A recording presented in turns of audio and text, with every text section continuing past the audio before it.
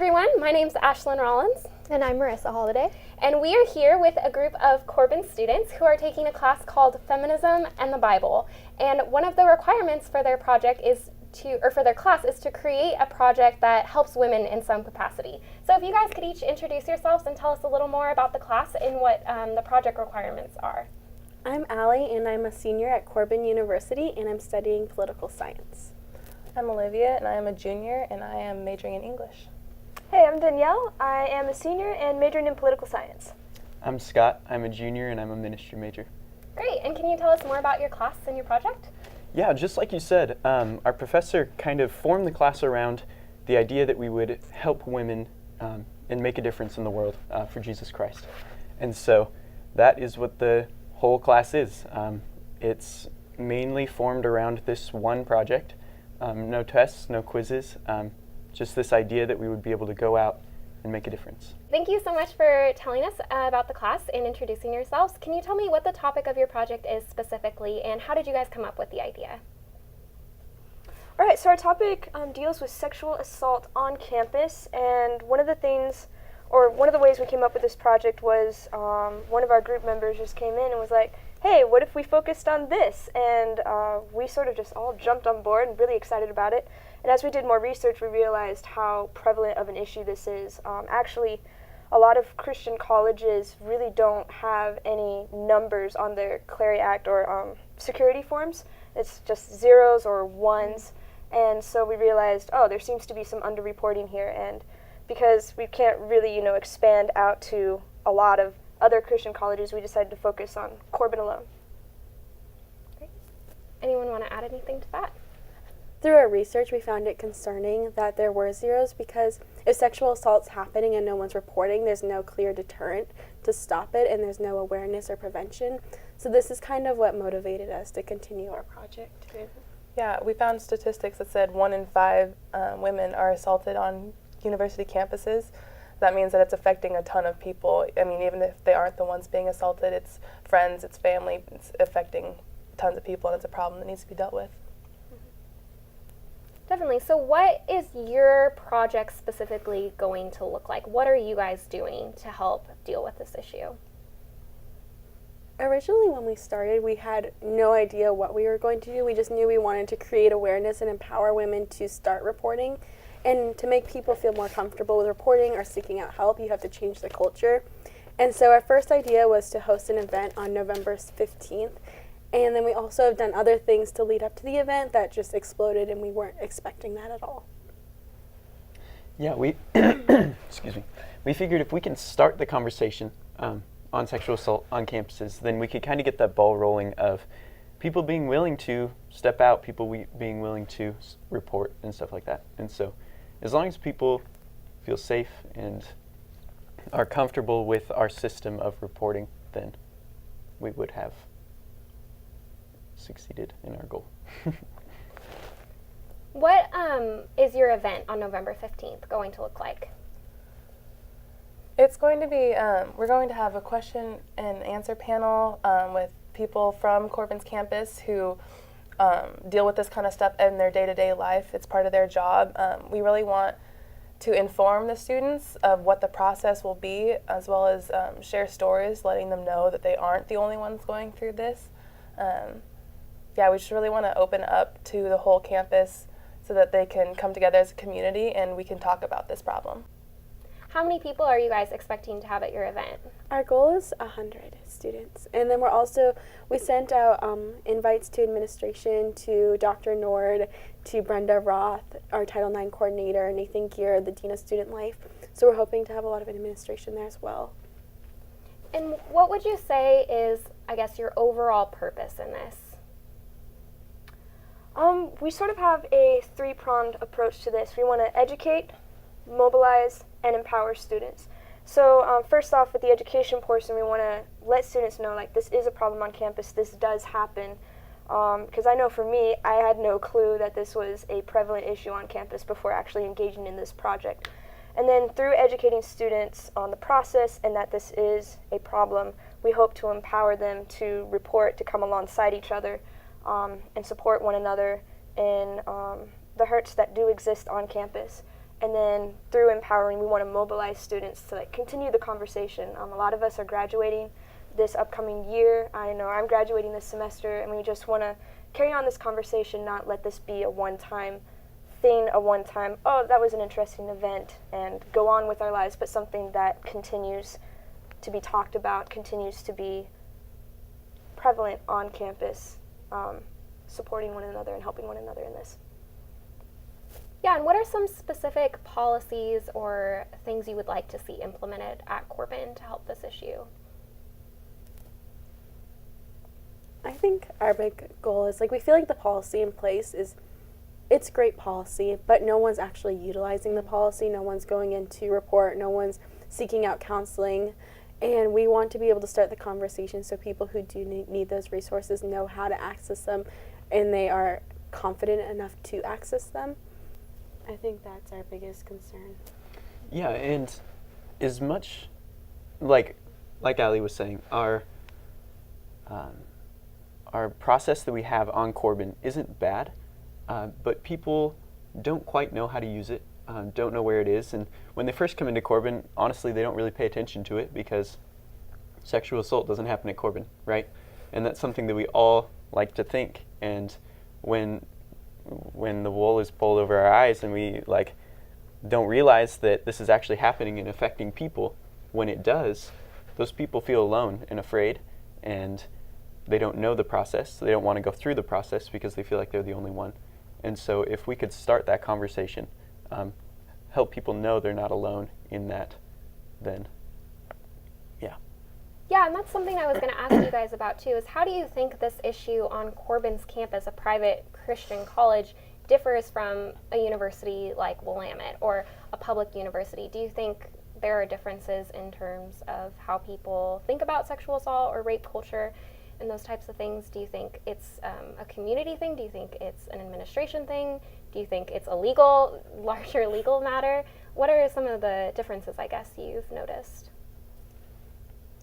I think it's very easy in a Christian culture to have difficulty talking about hard topics like this. I've gone to private school my whole life, and it's an ugly thing to talk about. We don't want to talk about it. We don't want to admit that it happens, and especially at Corban, where coming into the school, you give a statement of faith. You say, I am a Christian, I believe these things, and we think that anyone who says that and believes the same things that we do won't ever do anything as terrible as this. First of all, I mean, you don't expect that to happen, and then when it does, it's not comfortable, it's not pleasant, and so it's just hard to start the conversation. Anyone want to add anything else on that? I think it's really hard to talk about consent and what is consent, because we sign a statement of faith and we say that we will not engage in premarital sex, and we talk about all these things, but then when it comes down to it, no one knows actually what consent is or how to prevent assault, and we're not taught I don't think we're taught those things, and so I think having those conversations are really important. So we've talked a little bit about the details of your project, but what has the response of Corban students and administration been so far? We've had a really positive response from students. Our social media pages have taken off. People are very interested and thankful that we're starting this conversation. A few weeks ago, we had an idea with the National Me Too campaign going on to take that and bring it to Corban. Mm-hmm. So one Sunday night, we went out and we took chalk, and all over campus we wrote Me Too at Corban. And we weren't expecting for that to explode, or we didn't even know if anyone would notice. But within a day, we had over 100 followers on Facebook and Instagram, and students and administration were really excited to talk about it. And we had a lot of mixed responses. Are we talking about the responses, like the reactions right now? Yeah. Yeah. Okay.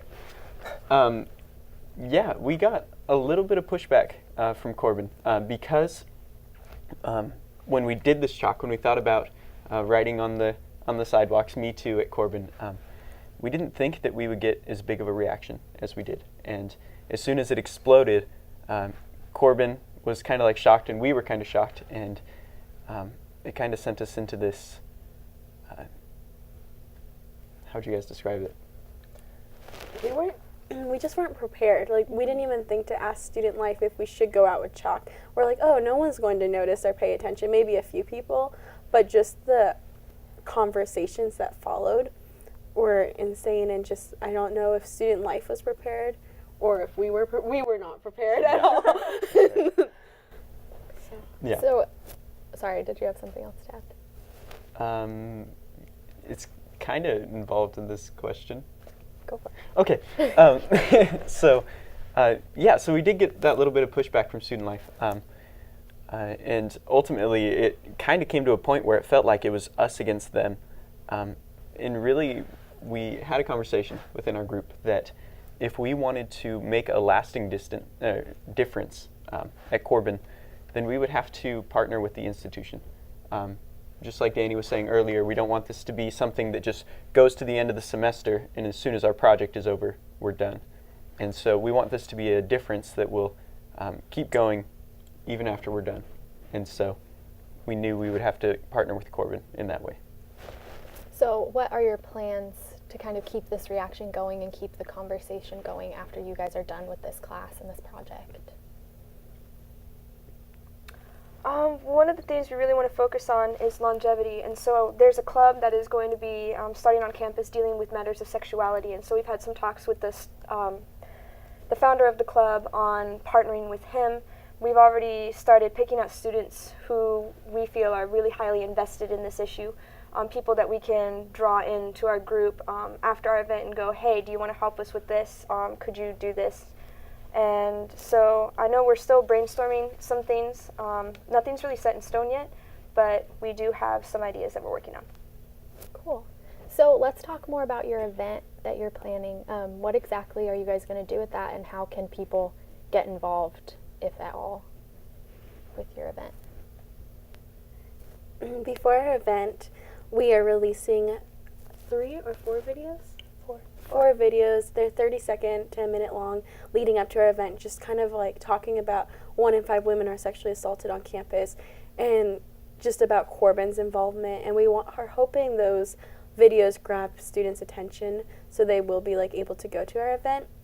And at our event, we want to create like a family community atmosphere where we're setting up picnic blankets, having hot chocolate, putting up white lights, just so people feel like, okay, this is a safe place and this is where I can be open and transparent and we can talk about hard issues together.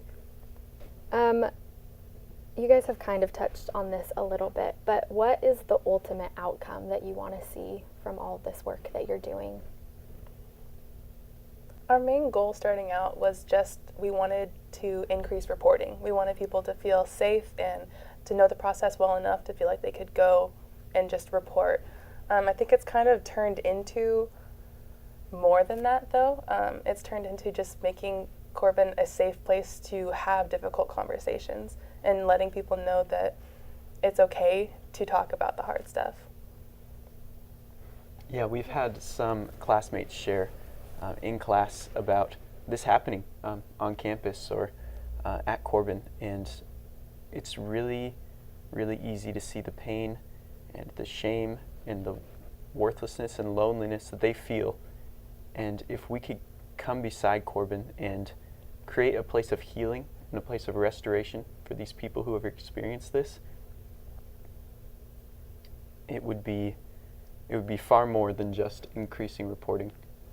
It would be healing, and it would be redemption through this. That's awesome, guys. So this is a really heavy subject, and it's one that I think most people have some sort of connection to, whether it's personal or just knowing somebody involved with this. So what does this project mean to you personally? Why was this something important to you that you wanted to get involved in?